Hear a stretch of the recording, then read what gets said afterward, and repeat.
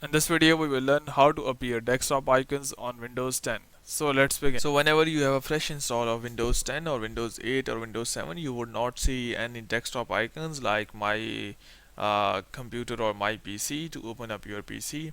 And so to bring those icons on your desktop, it is really necessary to use those icons, and it is really easy if you have those on the desktop. So to do that, what you need to do is just go and right click on your desktop. So once this appear, just go down and here click on personalize. So this would open the settings. So wait for it to appear. So once it is here, just go and click on themes. Here you can see the themes. Click on this. Now here scroll here at the right in the related settings, you can see desktop icon settings.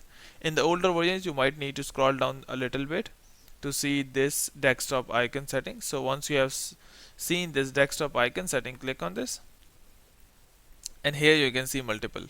So here you have my computer, you have recycle bin or control panel or whatever, and I would go for the my computer or this PC, apply it, click on OK, close it, and here you can see this PC is now on the desktop. So hope it has helped you in getting the icons or desktop icons on the Windows 10. So hope it has helped you, but before you go, please like, subscribe and share. Thank you.